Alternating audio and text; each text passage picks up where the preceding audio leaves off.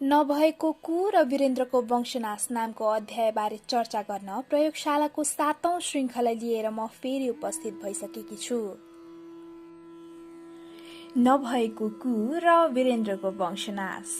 उनले बढ्दो माओवादी चुनौतीलाई रोक्न प्रजातान्त्रिक प्रक्रियामाथि कुनै किसिमको हस्तक्षेपकारी कदम चाल्ने सहमति माग्दै लन्डन, वाशिंटन डीसी, नयाँ दिल्ली र बेजिङमा दूतहरू पठाए। बेजिङ बाहेक सबै राजधानीले उनको रोमाञ्चकतालाई डरोसँग निरुत्साहित गरे। केभी राजन राजा वीरेन्द्रले चाल्न लागेको कदमबारे खुलासा गर्दै 2058 साल सुरु हुँदासम्म नेपाल राजनीतिक रूपले संकटग्रस्त अवस्थामा पुगिसकेको थियो। माओवादीले भर्खरै रुकुमकोटमा हमला गरेर इन्सपेक्टर सहित 32 जना प्रहरीलाई मारेका थिए। 5 दिनपछि दैलेखको 9 मूलेमा अर्का इन्सपेक्टर सहित त्यति नै संख्यामा प्रहरी मारिए। दर्जनौं हात हतियार लुटिए। ती घटना प्रहरी पछाडि धकेलिएको स्पष्ट सूचक थिए। तर पनि दरबार सेना परिचालन गर्न तयार थिएन। राजा वीरेन्द्र आफ्नै अग्रसरतामा निर्णायक कदम चाल्ने पक्षमा थिए, तर हतार गर्न चाहँदैन थिए। जस्तो कि उस बेलाका प्रधानमन्त्री गिरिजाप्रसाद कोइरालाको दाबी छ, ज्ञानेन्द्रले जसरी प्रजातन्त्रमाथि कु गरे, वीरेन्द्र राजा भएको भए पनि ढिलो चाँडो कु हुन्थ्यो होला। मान्छेहरू भन्छन् अधिराज कुमार हुँदा नै ज्ञानेन्द्र राजा वीरेन्द्रलाई चाँडै सत्ता हातमा ल्याऊ भनेर दबाब दिन्थे, तर वीरेन्द्र चाहिँ गो स्लो भन्ने मान्यता राख्थे। विभिन्न स्रोतबाट प्राप्त तथ्य र घटनाक्रमको विश्लेषणले कुन निष्कर्षमा पुर्याउँछ भने राजा वीरेन्द्र माओवादी समस्यालाई माध्यम बनाएर त्यस्तो कदम चाल्न चाहन्थे जसले एकसाथ 3वटा परिणाम दिन सकोस्। 1. राष्ट्रिय चुनौतीका रूपमा देखा परेको माओवादी समस्या सुल्झियोस्। 2. दरबारकै अग्रसरतामा त्यो काम गरेर 2046 सालमा गुमेको अधिकार पुनर्स्थापित गर्न सकियोस्। 3. मुलुकको परनिर्भरता, खास गरी भारतप्रतिको निर्भरता घटोस्। माओवादी मामिला सुल्झाउन कुनै सम्झौतामा पुग्ने वा सेना परिचालन गर्ने। राजा वीरेन्द्रले दुवै विकल्प खुला राखेका थिए, तर शर्त के थियो भने त्यो काम आफै गर्ने र जस पनि आफै लिने। वीरेन्द्रसँग नजिक रहेर काम गरेका सैनिक सचिव विवेक कुमार शाहले खुलासा गरेका छन्। माओवादीसँग कुनै हिसाबले सहमति भएपछि प्रतिनिधि सभा भंग गर्ने र राजनीतिक नेताहरूको सहभागितामा गोलमेज सम्मेलन गरी माओवादी सहितको राष्ट्रिय सरकार गठन गर्ने सरकार अर्थात वीरेन्द्रको योजना थियो। साथै 2 वर्षपछि अर्को आम चुनाव गर्ने र चुनाव अगाडि संविधानको प्रस्तावना यथावत राखी संविधान संशोधन गर्ने बारे समेत सरकारले गृह कार्य गरिबक्सेको थियो। राजा वीरेन्द्रले गर्न खोजेको कारबाहीको नाम राखिएको थियो अपरेसन बाज। 2057 सालको मध्यतिर उनले त्यस सम्बन्धी गोप्य फाइल सैनिक सचिव शाहलाई पनि पढ्न दिएका थिए। राजाले सम्भावित राजनीतिक कदम चाल्न केही पूर्व वरिष्ठ प्रशासक एवं सुरक्षाकर्मीको विशेष कार्य टोली समेत बनाउँदै थिए अनि सबै सुरक्षा निकायबीच समन्वय गर्ने जिम्मेवारी चाहिँ पूर्व सेनापति धर्मपालवर सिंह थापालाई दिइदै थियो। त्यसका निम्ति उनलाई सेनाको उच्च आलङ्कारिक पद फिल्ड मार्शल दिने अन्तिम तयारी भइसकेको थियो। वंश विनाश।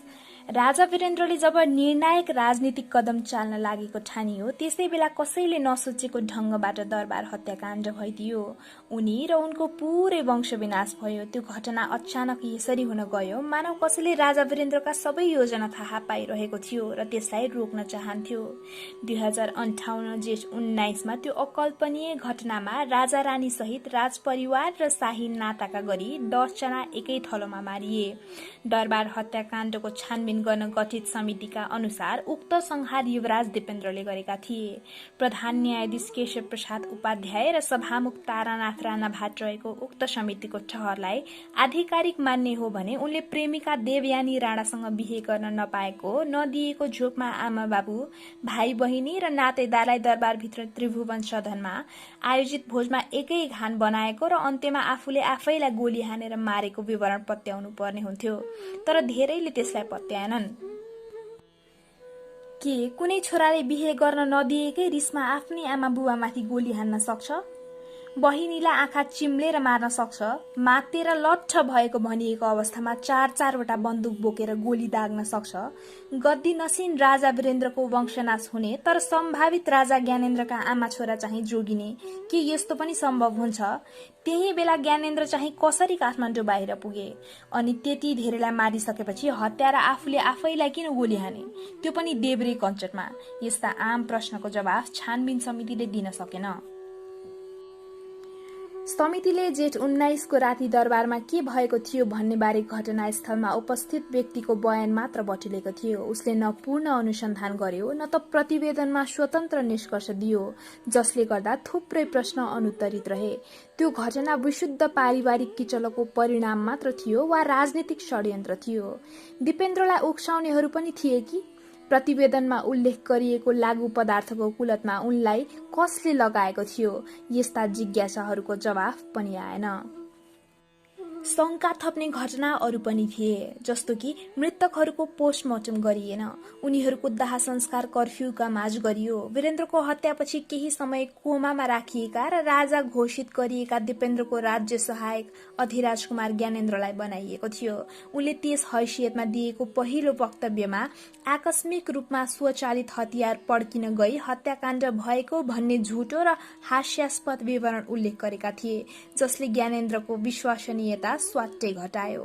दिपेन्द्र मृत घोषित गरिएपछि नयाँ राजा ज्ञानेन्द्र नै भए। त्यसपछि शंका अरू बढ्यो, कतिसम्म भने 5 वर्षपछि गद्दी छाडेर बाहिरिने क्रममा राजाका रूपमा गरेको अन्तिम पत्रकार सम्मेलनमा उनले दरबार हत्याकाण्डमा आफ्नो कुनै संलग्नता नरहेको प्रष्टीकरण नै दिनु परेको थियो। उक्त हत्याकाण्डबारे सुरुमै विश्वसनीय ढंगको अनुसन्धान नभएको वा नगरिएका कारण त्यो यस्तो विषय बन्यो जसबारे सत्य कुरा आउँदा समेत मानिसले नपत्याउने स्थिति भयो। अमेरिकी राष्ट्रपति जोन एफ केनेडीको हत्यादेखि भारतका प्रधानमन्त्री लाल बहादुर शास्त्रीको निधनसम्म, राजकुमारी डायनादेखि मदन भण्डारीका दुर्घटनासम्म जसरी कहिले नसुल्झिने रहस्यका रूपमा इतिहासमा अंकित भए, अनेक षड्यन्त्रका सिद्धान्त जोडिएर आए। दरबार हत्याकाण्ड पनि त्यस्तै श्रृंखलामा उनियो। प्रधानमन्त्रीकै शंका, अरू त अरू, तत्कालीन प्रधानमन्त्री गिरिजाप्रसाद कोइरालाले समेत ठूलो शंका प्रकट गरे हत्याकाण्डप्रति। त्यसलाई उनले आफूले भन्ने गरेको ग्रान्ड डिजाइनको एउटा हिस्सा माने। वास्तवमा हत्याकाण्डबारे कोइरालाले दिएको विवरण नै रहस्यमय छ। जब जेठ 19 को राति उनलाई राज परिषद स्थायी समितिका सभापति केशरजंग रायमाझीले टेलिफोन मार्फत र त्यसपछि राजाका प्रमुख सचिव पशुपति भक्त महर्जनले बालुवाटार निवासमै गएर राजा रानी मारिएको सुनाए, त्यसपछि कोइराला राजालाई लिन गए। खाली एकजना आर्मी देख्छु म, कोही छैन, पुरै सन्नाटा छाएको छ, सुनसान, एकदमै सुनसान। कोइरालाले भनेका छन्, म घटनास्थल पुग्दा त रगतका टाटा केही थिएनन्। घटनास्थल पानीले पखालेर सफा पारिसकिएको थियो। के भएको रहेछ भनेर हेर्छु भनेको त केही थिएन। अनि म अस्पतालतिर लागे। कोइरालाको त्यो विवरणले धेरै प्रश्न जन्माउँछ। त्यति भयानक हत्याकाण्ड भएको ठाउँलाई तुरुन्तै 2 घण्टा भित्रै पानीले पखाल्नुको अर्थ के हो? त्यसो गर्ने आदेश कसले दिएको थियो? त्यो रातको भोजनमा कोइरालालाई समेत बोलाउने कुरा भएको थियो। उनले भनेका छन्, राजा वीरेन्द्रले नबोलाउनु भनेकाले म त्यो रात दरबार जानु परेन र म पनि बचे। प्रश्न उठ्छ, के राजा र प्रधानमन्त्री दुवैलाई एकसाथ मार्ने योजना थियो? त्यही भएर उनलाई दरबारको भोजमा बोलाउन खोजिएको थियो? बोलाउने प्रस्ताव कसले राखेको थियो? भोलिपल्ट जब राजा रानीको शवयात्रा भयो, त्यसबेला प्रधानमन्त्री कोइरालाको गाडीमाथि आक्रमण भयो। उनी चढेको बुलेट प्रुफ कार क्षतविक्षत भयो। दरबार हत्याकाण्डबाट आक्रोशित भीड़ सड़कमा अराजक ढंगले प्रस्तुत भइरहेको बेला त्यो आक्रमण भएको थियो। उनका अंगरक्षकले हवाई फायर गरेर जोगाए। कोइराला बल्ल तल्ल बालुवाटार पुग्दा कोटभरि सिसाका टुक्रा थिए। सिसाले घोचेर उनको जिउमा घाउ समेत भएको थियो। जीवनमा मैले धेरै पटक आक्रमणको सामना गर्नु परेको छ, तर यस प्रकारको खतरनाक आक्रमण भने मैले कहिले बिहोर्नु परेन। त्यो आक्रमण स्वस्फूर्त भएको होइन, सुनियोजित रूपमा गराइएको हो। त्यो मलाई मार्ने नै योजना थियो, कोइरालाले दाबी गरेका छन्। यद्यपि प्रधानमन्त्रीका रूपमा कोइरालाले कमजोरी के गरे भने त्यति भयानक हत्याकाण्ड हुँदा समेत उनले सार्वभौम संसदको आकस्मिक बैठक बोलाउने, त्यसबारे औपचारिक जानकारी दिने र राजनीतिक दलहरूको साझा दृष्टिकोण बनाउने काम गरेनन्। बेला बखत हत्याकाण्ड ग्रान्ड डिजाइन अन्तर्गत भएको र त्यसको पोल आफूले खोलिदिने बताए पनि स्पष्टसँग मुख कहिले खोलेनन्। झण्डै 3 वर्षपछि चाहिँ कोइरालाले राजा ज्ञानेन्द्रका पछिल्ला क्रियाकलाप र अभिव्यक्तिले दरबार हत्याकाण्डलाई थप रहस्यमय बनाएको भन्दै उनीतर्फ शंका सोझ्याएका थिए। विवेकको विवरण। हत्याकाण्ड हुँदा दरबारका सुरक्षा प्रमुख रहेका लेफ्टिनेन्ट जनरल विवेक कुमार शाहको विवरण भने अलि फरक छ। उनको निष्कर्ष छ हत्या दिपेन्द्र मार्फत नै भएको हो, तर त्यो पारिवारिक किचलोका कारण मात्र भएको थिएन। गहिरो राजनीतिक षड्यन्त्र अन्तर्गत दिपेन्द्रलाई भड्काएर त्यो संहार मञ्चन गरिएको थियो। रुकुमको एउटा पूर्व रजौटा परिवारबाट पढ्न भनेर काठमाडौँ छिरेका शाह 35 वर्ष सैनिक सेवामा संलग्न रहे। त्यसमध्ये 30 वर्ष दरबार भित्र बिताएका उनले राजकुमार र राजा दुवै अवस्थाका वीरेन्द्रसँग एकदमै निकट रहेर काम गर्न पाएका थिए। 2064 पुसको एक साँझ शाहको ज्ञानेश्वर स्थित घरमा कुराकानी गर्दा उनले वीरेन्द्रले कु गर्न खोजेको, दिपेन्द्रले वीरेन्द्रलाई नै मारेर अर्को कुको प्रयास गरेको तर अन्त्यमा आफै समेत मारिएको सनसनीखेज दावी गरे। तपाई सैनिक सचिव छँदा भएको दरबार हत्याकाण्डलाई विभिन्न ढंगबाट हेरिन्छ। तपाई आफै चाहिँ कसरी हेर्नुहुन्छ?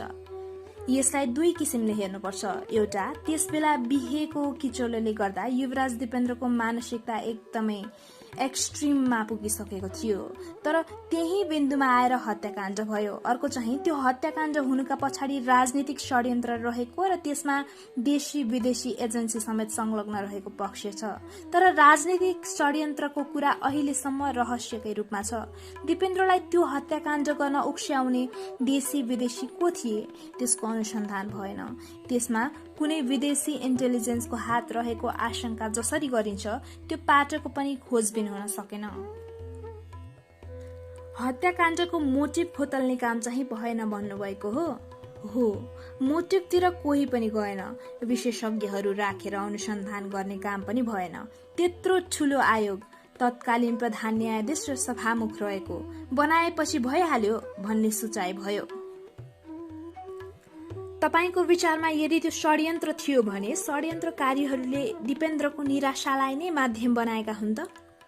100% उहाँलाई नै बनाएको देखिन्छ। उहाँलाई राजा बन्ने बनाइदिने प्रलोभन पनि दिएको हुन सक्छ, किनभने पारिवारिक किचलो कतिसम्म बढिसकेको थियो भने बेला बेला रानी ऐश्वर्यले देवयानीसँगै बिहे गर्ने भएमा उहाँलाई क्राउन प्रिन्सबाट हटाएर निराजनलाई क्राउन प्रिन्स बनाइदिने धम्की दिएको पनि सुनिन्थ्यो।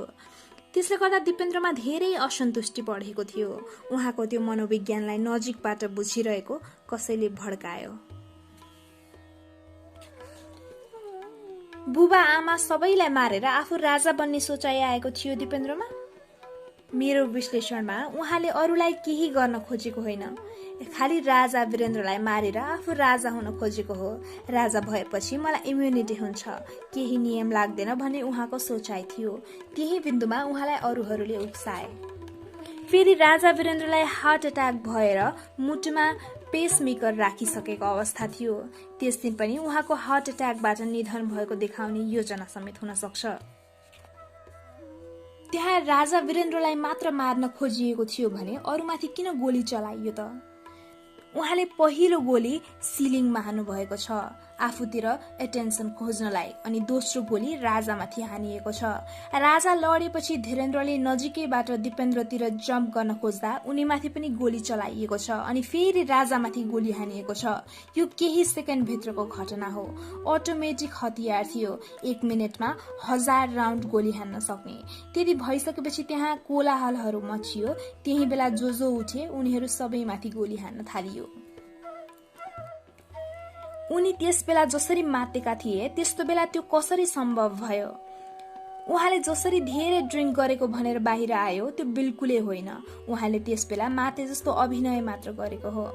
उहाँले पहिले गोली चलाएर आफन्तहरूको हत्या गरिहाल्नुभयो। त्यसपछि मलाई लाग्छ छैटौं इन्द्रियले उहाँमा यस्तो भावना जगायो, लौ सबै कुरा सिद्धियो र हतप्रभ भएर उहाँले आत्महत्या गर्नुभयो। उहाँले बायाँ हातको पिस्तोलबाट बायाँ कञ्चटमै हानेको गोली सोझै दायाँबाट निस्केको देखिन्छ र त्यो पिस्तोल बायाँ हातबाट पोखरीमा खसेको छ। उहाँ सार्प सुटर हो, दायाँ बायाँ दुवै हातले राम्रोसँग बन्दुक चलाउन सक्ने। तपाईको विचारमा जसले षड्यन्त्र गर्यो त्यसले दिपेन्द्रलाई नै राजा बनाउन चाहन्थ्यो कि प्रयोग गर्न मात्र चाहन्थ्यो? प्रयोग मात्र गर्न खोजे जस्तो देखिन्छ। षड्यन्त्रकारी को थिए त? देशभित्र बाहिर जताका पनि हुन सक्छन्। त्यो यथार्थ बिस्तारै निस्केला। दरबार हत्याकाण्ड किन भएको थियो जस्तो लाग्छ तपाईलाई? पर्सनल मोटिभ्स हुन सक्छ कोही व्यक्तिको, तर त्यसभन्दा महत्त्वपूर्ण कुरा राजा वीरेन्द्रले केही समयावधिपछि नै केही कदम चाल्न लागेको अवस्था पनि थियो, किनभने देशको स्थिति धेरै बिग्रेको थियो। त्यस्तो कदम चाल्न नदिनका निम्ति पनि हत्याकाण्ड गराइएको हो कि? त्यसबेला उहाँ बोआओ कन्फरेन्समा भाग लिएर चीनबाट भर्खरै फर्किनु भएको थियो र केही समयपछि नै कुनै कदम चाल्दै हुनुहुन्छ भन्ने कुराहरू बाहिर कतैबाट सुनिन्थ्यो। भर्खरै चीनबाट फर्केको हुनाले उहाँले कतै चिनियाहरूकै साँठगाँठमा त्यस्तो कदम चाल्न लागेको हो कि भन्ने आशंका त्यस्तो कदम नचाहने तत्त्वहरूलाई भएको हुन सक्छ। उहाँले कस्तो कदम चाल्न लाग्नु भएको थियो? राजनीतिक कदम। राजा ज्ञानेन्द्रको 2061 माघ 19मा सत्ता लिए जस्तै? त्यो कस्तो हुन्थ्यो? ब्लुप्रिन्ट त थाहा हुने कुरा भएन, तर उहाँ माओवादी समस्याका कारण धेरै जनधनको क्षति हुन थाल्यो। त्यसलाई कसरी समाधान गर्ने भन्ने विषयमा सोच्दै हुनुहुन्थ्यो। बृहत राजनीतिक वार्ता गर्न कुनै स्टेप चालेर माओवादीलाई समेत सरकारमा समावेश गर्ने सोचाइ भए जस्तो बुझिन्थ्यो। दिल्लीसँग दूरी। निकट छिमेकीको कूटनीतिक समर्थन नपाएकाले आफूले चाल्न लागेको राजनीतिक कदम राजा वीरेन्द्रले कार्यान्वयन गर्न सकिरहेका थिएनन् भन्ने दाबी उनका सैनिक सचिव विवेक कुमार शाहको छ। दरबारको दिल्लीसँग र दिल्लीको दरबारसँग राम्रो सम्बन्ध नभएको बेला थियो त्यो। आफ्नो शासकीय अधिकार खुम्चनु र मुलुकमा अस्थिरता बढ्नुका पछाडि दिल्लीको दोष देख्थे वीरेन्द्र, अनि दिल्ली चाहिँ दरबारलाई भारत विरोधी जनमत बनाउने केन्द्र मान्थ्यो। खास गरी राजीव गान्धीसँग टकराव बढेपछि वीरेन्द्रले भारतीय संस्थापनसँग बिग्रेको सम्बन्ध चाहेर पनि सुधार्न सकेनन्। बरु राजीवकी आमा पूर्व प्रधानमन्त्री इन्दिरा गान्धीसँग उनको द्विपक्षीय मामिलामा कतिपय मतभेद हुँदाहुँदै व्यक्तिगत सम्बन्ध राम्रै थियो। कतिसम्म भने आपतकालको असफलतापछि 2033 सालमा गरिएको संसदीय निर्वाचनमा लज्जास्पद पराजय भोग्नु परेको र जनता पार्टी सत्तामा पुगेको अवस्थामा निकै असुरक्षित महसुस गरेकी इन्दिरालाई काठमाडौँ आएर बस्न वीरेन्द्रले प्रस्ताव समेत राखेका थिए। इन्दिरा आफैले त देश छाड्न चाहेनन्, छोरा बुहारी राजीव सोनियालाई भने काठमाडौँको राजनीतिक शरणमा पठाउनै लागेकी थिइन्, तर रका संस्थापक आरएन काओले त्यसो गर्दा गम्भीर राजनीतिक नोक्सानी हुने भनेर सम्झाएपछि त्यो योजना अन्तिम क्षणमा रद्द गरिएको रकै कम्तीमा 2 उच्च अधिकारीले पुष्टि गरेका छन्। 2041 सालमा इन्दिरा आफ्नै अंगरक्षकहरूबाट मारिएपछि छोरा राजीव नेहरू गान्धी परिवारका उत्तराधिकारी भए। उनीसँग चाहिँ वीरेन्द्रको कहिले राम्रो सम्बन्ध भएन। 2045 सालमा पाकिस्तानमा आयोजित सार्कको 4थो सम्मेलनमा जाँदा ब्रेकफास्ट भेटघाटमा बोलाउँदा राजा वीरेन्द्र नआएको भन्ने कुरालाई प्रधानमन्त्री राजीवले प्रतिष्ठाको मुद्दा बनाए। त्यहीबाट सम्बन्ध चिसिएकै बेला नेपालले चीनबाट 16वटा एन्टी एयरक्राफ्ट गन सहित 65 ट्रक हात हतियार भित्राएपछि भारतले नेपालसँगको व्यापार तथा पार वहन सन्धि नवीकरण गर्न मानेन र आर्थिक नाकाबन्दी नै लगाइदियो। त्यही पृष्ठभूमिमा आन्तरिक असन्तुष्टि चुलिँदै गएपछि भएको जनआन्दोलनलाई भारतले समर्थन गर्यो र अन्ततः राजाको सक्रिय भूमिका रहेको पञ्चायती व्यवस्था ढल्यो। त्यसपछि दरबार र दिल्लीबीच भित्री शंका कहिले मेटिएन।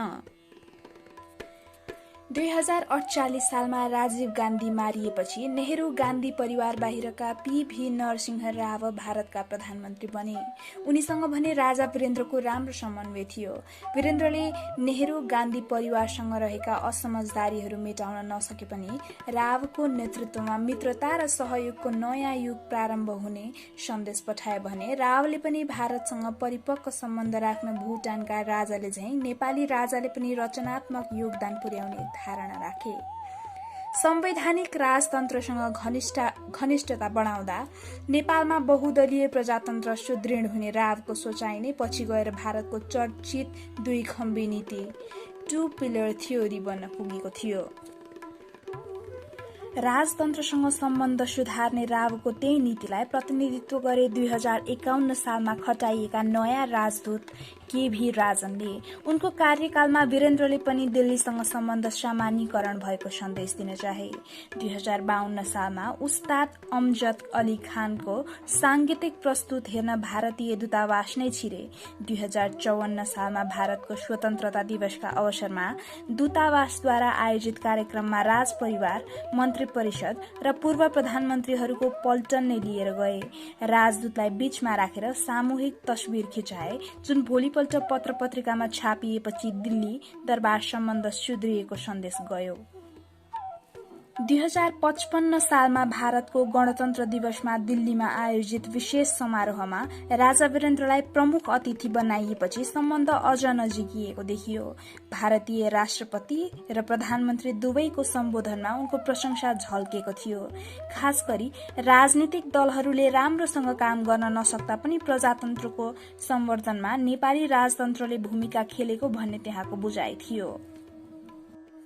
राजा वीरेन्द्र पनि भारतसँग सम्बन्ध सुधार्न प्रयत्नशील थिए। उनी ढिलो चाँडो कुनै राजनीतिक कदम चाल्नेतर्फ अगाडि बढिरहेका थिए, जसका निम्ति उनलाई दिल्लीको समर्थन आवश्यक हुन्थ्यो। तर राजाले आफ्नै अग्रसरतामा चाल्न खोजेको त्यस्तो कदमलाई भारतले प्रोत्साहित गरेन। त्यसबेला वीरेन्द्रले भारतसहित बेलायत, अमेरिका र चीनमा दूत नै पठाएर माओवादी मामिला सम्बोधन गर्न कुनै कदम चाल्न लागेको सन्देश दिएका थिए। पूर्व राजदूत के.भी. राजनका भनाइमा चीन बाहेक कसैले पनि राजाको प्रस्तावलाई समर्थन गरेन। त्यसैले उनी अगाडि बढ्न हिचकिचाए। त्यही तनावका बीच उनले हृदयघात समेत भोग्नु परेको राजनले उल्लेख गरेका छन्। राजा वीरेन्द्रको 2055 कार्तिकमा लन्डनको क्रमवेल अस्पतालमा कोरोनरी एन्जियोप्लास्टी गरिएको थियो। राजा वीरेन्द्रले न सत्ता विप्लवको सोचाइ पूर्ण रूपमा त्याग्न सकेका थिए, न त दबावमुक्त भएका थिए। अर्कातिर माओवादी आक्रमण बढ्दै थियो। पर्याप्त मौका दिँदा पनि दलहरूले सरकार राम्रोसँग चलाउन नसकेको उनलाई लागेको थियो। तापनि साहसिक कदम नचालेको भन्दै उनीमाथि परिवारभित्रबाटै दबाव थियो। पूर्व सैनिक सचिव विवेक कुमार शाहले राजा वीरेन्द्रमाथि दरबारको अनुदारवादी धारको निकै दबाव रहेको उल्लेख गरेका छन्। दरबारको त्यो अनुदारवादी धार खेमाको प्रतिनिधित्व बडा महारानी ऐश्वर्य, युवराज धीराज दीपेन्द्र र अधिराज कुमार ज्ञानेन्द्रबाट हुन्थ्यो। यो खेमाले राजा महेन्द्रलाई आदर्श मान्थ्यो। राजा कडा हुनुपर्छ र दलहरूलाई पेलेरै जानुपर्छ भन्ने कठोर मान्यता राख्थ्यो, शाहको भनाइ छ। वीरेन्द्रले 2046 सालमा गरेको बहुदलको घोषणा र उदारवादी शैलीप्रति असन्तुष्टि जनाउँदै उनको नेतृत्व फितलो भएको टिप्पणी पनि दरबारभित्र सुनिन्थ्यो। त्यही दृष्टिकोणबाट प्रभावित भएर युवराज धीराज सरकारबाट आफ्ना बुबालाई कमजोर नेताका रूपमा लिइबक्सन्थ्यो र म कडा नेता बन्छु भन्ने सोचाइ राखिबक्सन्थ्यो, शाहले लेखेका छन्। दीपेन्द्र सरकारलाई he is a good leader, strong leader. Dipendra Sarkar strong kick हुन सकिबक्सन्छ भनेर केही मान्छेले बार बार उक्साउने गरेको हामीले नदेखेका नसुनेका होइनौं। यस प्रकार राज परिवारभित्रको कलह र विवाद तथा कमी कमजोरीमा खेल्दै युवराज धीराज दीपेन्द्रको महत्वाकांक्षालाई उकासेर लामो तथा सुविचारित षड्यन्त्र अन्तर्गत देशी तथा विदेशी शक्तिले दरबार हत्याकाण्ड गराएको हो भन्ने मेरो निष्कर्ष रहेको छ। प्रेमिका देवयानी राणासँग बिहे गर्न आमाले नदिएको र त्यसमा बुबाले निर्णायक भूमिका नखेलेकामा दीपेन्द्रको आक्रोश र कुण्ठा बढ्दै गएको बेला थियो त्यो। राणा परिवारमा चन्द्र शमशेर र जुद्ध शमशेर खलक बीच परम्परागत वैमनस्य थियो। जुद्ध शमशेर खलककी ऐश्वर्य चन्द्र शमशेर खलककी देवयानीलाई बुहारी बनाउन चाहन्नथिन्। त्यसबाहेक अन्तिम राणा प्रधानमन्त्री मोहन शमशेरका नाति पशुपति शमशेर राणा, जो आफै नेपाली राजनीतिमा सक्रिय थिए, उनकी कान्छी छोरी हुन् देवयानी, जसका मामा माधवराव सिन्धिया ग्वालियरका महाराज तथा भारतीय राष्ट्रिय कांग्रेसबाट मन्त्री थिए भने हजुरआमा विजया राजे सिन्धिया भारतीय जनता पार्टीकी वरिष्ठ नेत्री। त्यस्तो राजनीतिक पहुँच भएकी बुहारी, जो भविष्यमा महारानी समेत हुनेवाला थिइन्, उनलाई भारतीय नीतिको आलोचक मानिएकी रानी ऐश्वर्यले स्वीकार नगर्नु अस्वाभाविक थिएन। आफ्नो निजी मामिलामा समेत परिवारबाट आएको तीव्र दबावबाट दिपेन्द्र निकै विचलित भएको र त्यही मनोभावना भड्काइएको शाहको दावी छ। पूर्व सैनिक सचिवका हैसियतमा राज्यको सुरक्षा एवं गुप्तचर संयन्त्रमा पहुँच भएका उनले दरबार हत्याकाण्डमा बृहत्तर षड्यन्त्र देखे पनि अनुभव र विश्लेषण बाहेक तथ्यगत प्रमाण भने अगाडि सार्न सकेका थिएनन्। तेहरान सन्देश। राजा वीरेन्द्रले सत्ता लिने पहिलो प्रयास थाँती राखे पनि 2057 सालमा पुनः केही गर्ने सोचाइमा पुगेका थिए। तर दिल्लीले त्यो किन रुचाएको थिएन भने पी.भी. नरसिंह राव प्रधानमन्त्रीबाट हटेपछि दरबारसँग उसको सम्बन्ध पूर्ववत चिसो चरणमा प्रवेश गर्यो। खास गरी सुरक्षा एजेन्सी र कर्मचारी तन्त्रले नेपाली दरबारलाई शत्रुतापूर्ण दृष्टि लाउँथे। वीरेन्द्रले भारत विरोधी तत्त्वहरूलाई संरक्षण दिने गरेको उनीहरूको निरन्तर आरोप थियो। त्यसबेला नेपालमा पाकिस्तानी गुप्तचर निकाय आईएसआई र त्यससँग सम्बन्ध रहेको भनिएका भारतीय माफिया दाउद इब्राहिमको गतिविधि बढेको दिल्लीको बुझाइ थियो। भारत लैजान लागिएका आरडीएक्स लगायतका विस्फोटक काठमाडौँमा फेला पर्ने घटना बढ्न लागेका थिए। रले सार्वजनिक गराएको नेपाल गेम प्लानमा केही राज सदस्यको दाउदसँग सम्पर्क रहेको आरोप लगाइएको थियो। दरबार हत्याकाण्ड हुनुभन्दा केही अघि राजधानीमा भएको भारत विरोधी दंगा अर्थात ऋतिक रोशन प्रकरणमा पनि राजावादी तत्त्व र आईएसआई समेत संलग्न रहेको ठानिएको थियो। त्यसअघि एउटा पाकिस्तानी टोलीले काठमाडौँबाट उडेको भारतीय विमान अपहरण गरेर अफगानिस्तान पुर्याई दिल्लीलाई लज्जास्पद सम्झौता गर्न बाध्य तुल्याएको थियो। भारत विरोधी तत्त्वहरूप्रति राजा वीरेन्द्रको नरम नीति रहेकाले यो सबै सहज भइरहेको बुझाइ एक थरी भारतीय अधिकारीहरूको थियो। ठिक त्यही बेला वीरेन्द्रले भारतमाथि रहेको राजनीतिक र सैनिक निर्भरता घटाउने प्रयत्न थाले। खास गरी माओवादी विरुद्ध सैन्य कार्यवाही गर्नुपर्ने अवस्था समेत दृष्टिगत गरी उनले शाही नेपाली सेनाको आधुनिकीकरणको योजना बनाए। त्यस अन्तर्गत सेनाले वर्षौंदेखि पर्सनल वेपनका रूपमा चलाउँदै आएको भारतीय सेल्फ लोडिङ राइफल एसएलआर हटाएर त्यसका ठाउँमा जर्मनीबाट HKG 36 राइफल भित्र्याउने तयारी हुँदै थियो। जर्मनीको हेक्लर एन्ड कोक HK कम्पनीबाट सुरुमा 5000 थान G36 भित्र्याउन LC समेत खोलिसकेको थियो।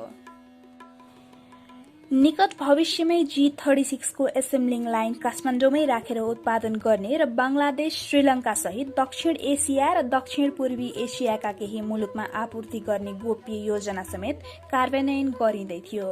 त्यसअनुसार नेपाली सेनासँगको साझेदारीमा सुन्दरी जलमा HK को कारखाना खोल्ने तयारी समेत गरियो। G36 का लागि आवश्यक 5.56 mm क्यालिबरका गोली त्यही बनाउने योजना थियो। G36 राइफल किन्ने र नेपालमै एसेम्बल गर्ने योजना रोक्न दिल्लीले सक्दो प्रयास गरेको थियो। ऊ आफ्नै मुलुकमा निर्मित इन्सास राइफल बेच्न प्रयत्नशील थियो। पूर्व युवराज पारस शाहले दरबार हत्याकाण्डका पछाडि G36 राइफल प्रकरण पनि एउटा कारक रहेको दावी गरेका छन्।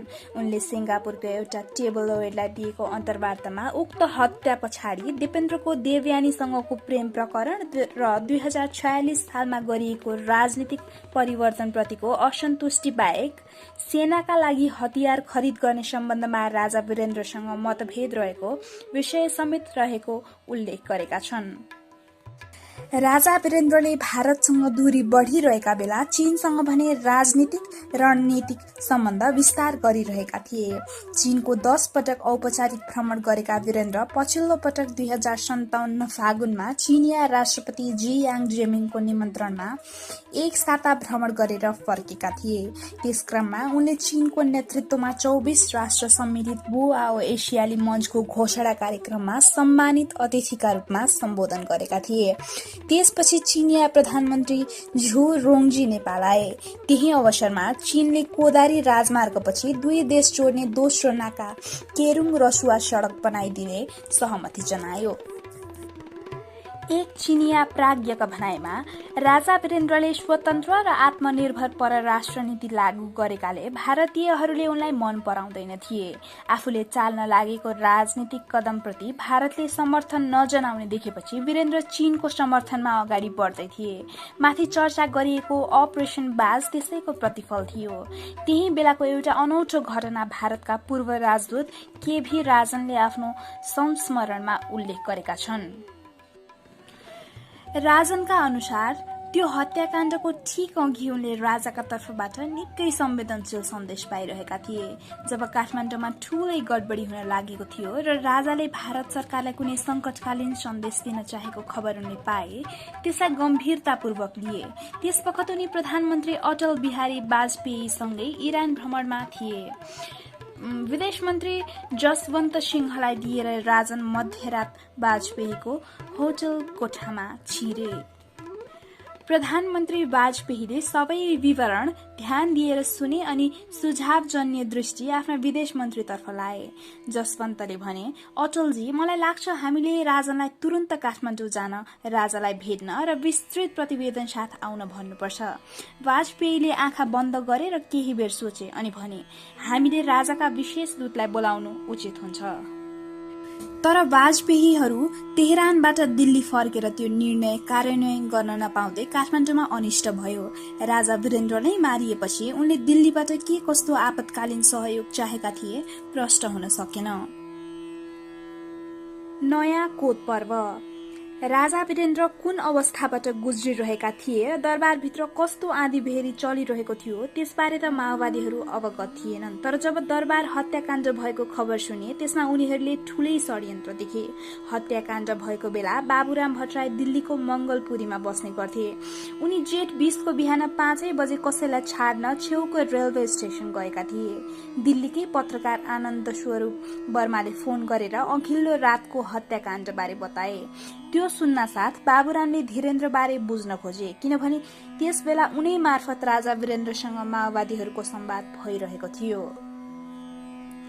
बाबुरामले कुनै बेला आफ्नै पार्टीको सांसद समेत रहेका वरिष्ठ अधिवक्ता सिन्धुनाथ प्याकुरेललाई फोन गरेर सोधे। प्याकुरेलले धीरेन्द्रको हालत पनि उही हो भनेपछि बाबुरामले थप विवरण बुझ्न आफ्ना प्रतिनिधिलाई ज्ञानेश्वर बस्ने पूर्व प्रधानमन्त्री कीर्तिनिधि विष्ट कहाँ पठाए। विष्ट माओवादीप्रति उदार भाव राख्ने वीरेन्द्र समर्थक राजावादी भएकाले केही बताउलान् कि भन्ने उनलाई लागेको थियो। तर खासै नयाँ कुरा आएन। दिनभरि प्राप्त सूचना संश्लेषण गरेर बाबुराम र प्रचण्डले निष्कर्ष निकालिसकेका थिए, यो राजनीतिक षड्यन्त्र नै हो। हुन पनि दरबारमा जे भयो माओवादीका निम्ति त्यो कम अप्रत्याशित थिएन। प्रचण्डले भेट्न खोज्दा खोज्दै वीरेन्द्रको हत्या भएको थियो। वार्ताको चाँजो पाँजो मिलाउने धीरेन्द्र पनि त्यही मारिएका थिए।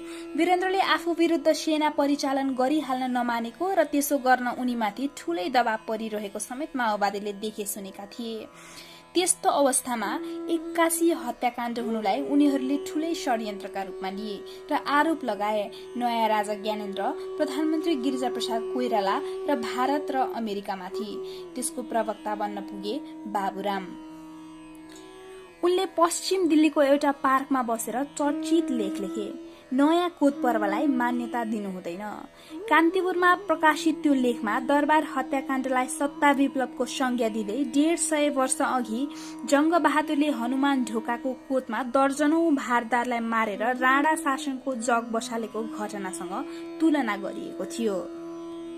आफूप्रति परम्परागत रूपमा वफादार रहेको शाही सेना परिचालन गर्न उनले जुन आनाकानी गरे, साम्राज्यवादी र विस्तारवादीहरूका निम्ति त्यो उनको सबभन्दा ठूलो अपराध ठहरियो।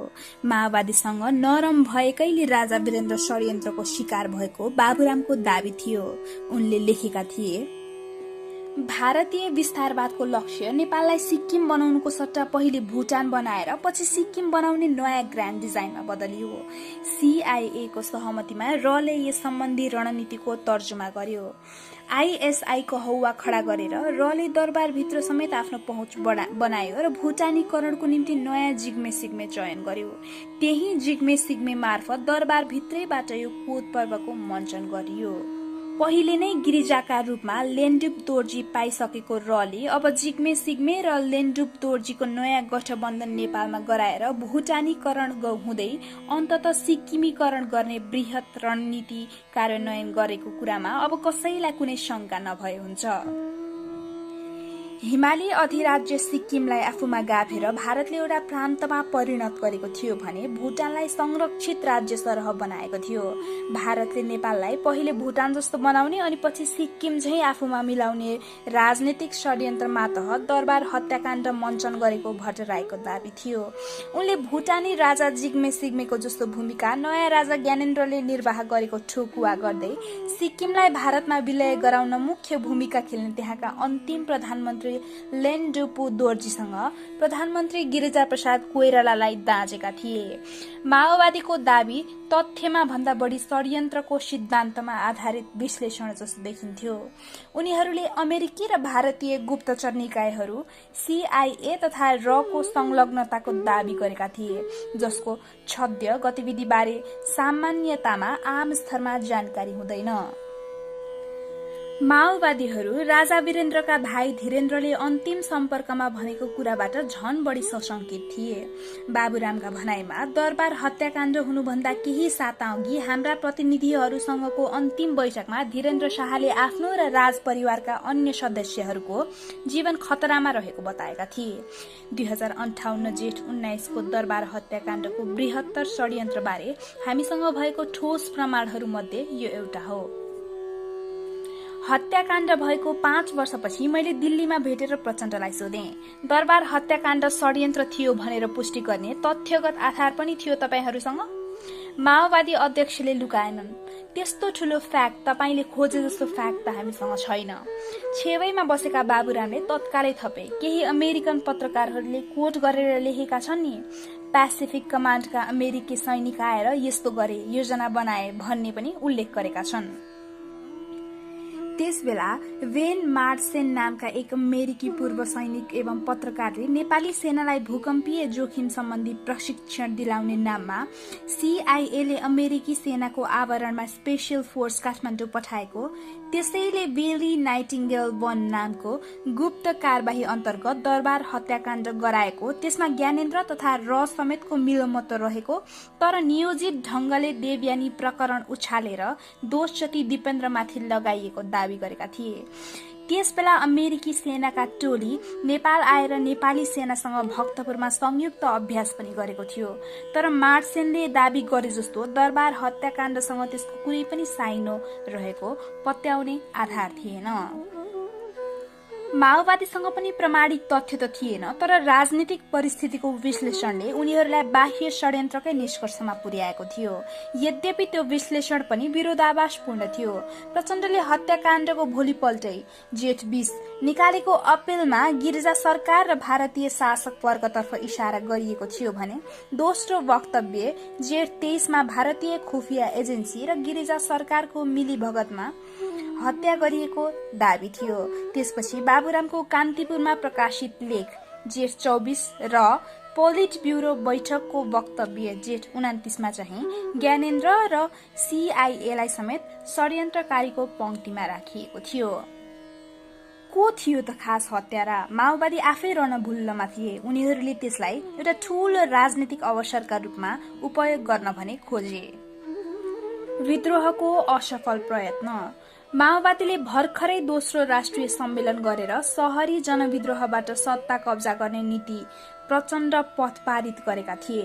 त्यसको 3 महिनामै दरबार हत्याकाण्ड भएपछि र त्यसको विरोधमा युवाहरूको झुण्डले कपाल खौरेर सड़कमा उग्र प्रदर्शन गर्न थालेपछि काठमाडौँमा विद्रोह भड्काउन सकिन्छ कि भन्ने प्रयत्न उनीहरूले गरे। हत्याकाण्ड लगत्तै बसेको माओवादी पोलिट ब्युरो बैठकले वीरेन्द्रको वंशनाशसँगै नेपालमा परम्परागत राजतन्त्रको अन्त्य भएको र आश्चर्यजनक तीव्रता साथ गणतन्त्र आएको दावी गर्यो। माओवादी अध्यक्ष प्रचण्डले विगतमा आफैद्वारा प्रस्तावित सर्वपक्षीय सम्मेलनलाई समेत असान्दर्भिक भन्दै सोझै संयुक्त गणतान्त्रिक सरकार बनाउन अन्य दललाई आह्वान गरे। उनले सेनालाई पनि आह्वान गरे। हिजोका राजा वीरेन्द्र र देशभक्त नेपालीहरूप्रति वफादार शाही सेनाले आज विदेशी दलाल र हत्याराहरूको रक्षा होइन, देशभक्त नेपालीहरूको अन्तरिम सरकार निर्माणको प्रक्रियालाई सहयोग र समर्थन गरेर देशप्रतिको आफ्नो गौरवशाली कर्तव्यलाई सुनिश्चित गर्नुपर्दछ। तर सेनाले विद्रोही माओवादीलाई सघाउने सम्भावना थिएन, किनभने राजदरबार छँदै थियो जहाँ नयाँ राजा बसिसकेका थिए र सेनाको समर्थन उनैलाई प्राप्त थियो। त्यस्तो अवस्थामा आश्चर्यजनक ढंगले गणतन्त्र आइसकेको माओवादी निष्कर्षलाई कसैले पत्याएनन्।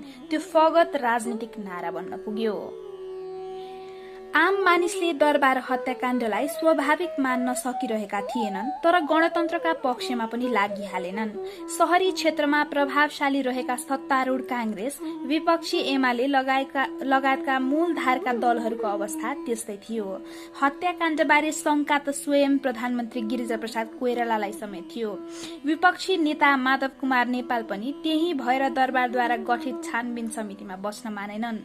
तर उनीहरू नयाँ राजा नियुक्त गरेर चाँडो भन्दा चाँडो शाही रिक्तता पूर्ति गर्न चाहन्थे, ताकि मुलुकमा अराजकता बढेर माओवादी सहित अन्य कुनै शक्तिले फाइदा उठाउन नपाउन्। त्यसैले माओवादीको विद्यार्थी मोर्चाले अन्य दल सम्बद्ध विद्यार्थी संगठनलाई संयुक्त रूपमा आन्दोलन गर्न राखेको प्रस्ताव कसैले मानेन। जेठ 22 मा नवघोषित राजा दिपेन्द्रको शव खोसेर विप्लवकारी झडप गर्ने योजना पनि सरकारले तत्कालै कड़ा कर्फ्यू लगाइदिनाले कार्यान्वयन हुन सकेन। माओवादीको प्रस्तावित विद्रोह एकाध कल्लीको जुलुसमा सीमित रह्यो। सत्तारूढ कांग्रेस, विपक्षी एमाले लगायतका मूलधारका शक्तिहरूले ज्ञानेन्द्रलाई नै नयाँ राजा स्वीकार गरे। माओवादीले पनि हत्याकाण्ड पछिको पहिलो वक्तव्यमा प्रधानमन्त्री कोइरालालाई समेत मुछेका थिए। त्यसले सत्तारूढ कांग्रेससँग उनीहरूको दूरी अरू बढाइदियो। कोइरालाले पनि अघिल्ला राजा वीरेन्द्रबाट माओवादी विरुद्ध सेना परिचालन जस्ता विषयमा सहयोग नपाइरहेको पृष्ठभूमिमा नयाँ राजा ज्ञानेन्द्रसँग सहज हुने ठाने होलान्। त्यसभन्दा मुख्य कुरा, राजतन्त्रलाई निरन्तरता दिनका निम्ति मनभित्र शंका उपशंका जे भए पनि ज्ञानेन्द्रलाई नै स्वीकार्ने अवस्थामा पुगे कोइराला। यी सबै कारणले गर्दा माओवादीहरू तत्कालै पछाडि हटे। 2 महिना नबित्दै उनीहरू राजा मातहतकै सरकारसँग वार्ताको टेबलमा आए। त्यो एक किसिमले नवराजा ज्ञानेन्द्रप्रति उनीहरूको अप्रत्यक्ष समर्थन थियो। त्यहाँसम्म पुग्न माओवादीले ठूलै आन्तरिक बहस पार गर्नु पर्यो। एउटा देशभक्त, अर्को हत्यारा। राजा वीरेन्द्र मारिएपछि कोमामा रहेका उनका छोरा दिपेन्द्रलाई नै नयाँ राजा घोषणा गरियो, जबकि अचेत अवस्थामा रहेका उनी बाँच्दैनन् भन्ने सबैलाई थाहा थियो। तेस्रो दिन उनी बितेपछि बचेका नजिकका एकमात्र राज सदस्य दिपेन्द्रका काका ज्ञानेन्द्र गद्दीमा बसे।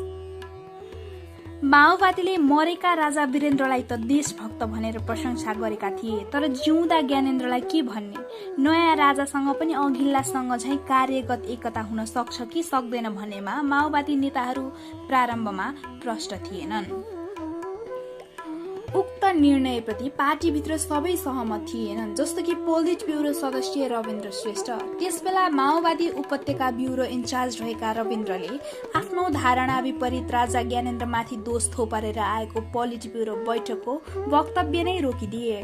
फलस्वरूप पार्टीको मुखपत्र जनआदेश साप्ताहिकमा त्यो छापिएन। रविन्द्रको निर्देशनलाई बाबुराम निकट जनआह्वान साप्ताहिकले चाहिँ टेरेन। लगत्तै उनले अर्थ अभाव जस्ता कारण देखाउँदै जनआह्वान बन्द मात्र गरेनन्, त्यसका सम्पादक ओम शर्मालाई जिल्ला कमिटी सदस्यबाट निलम्बन समेत गरे।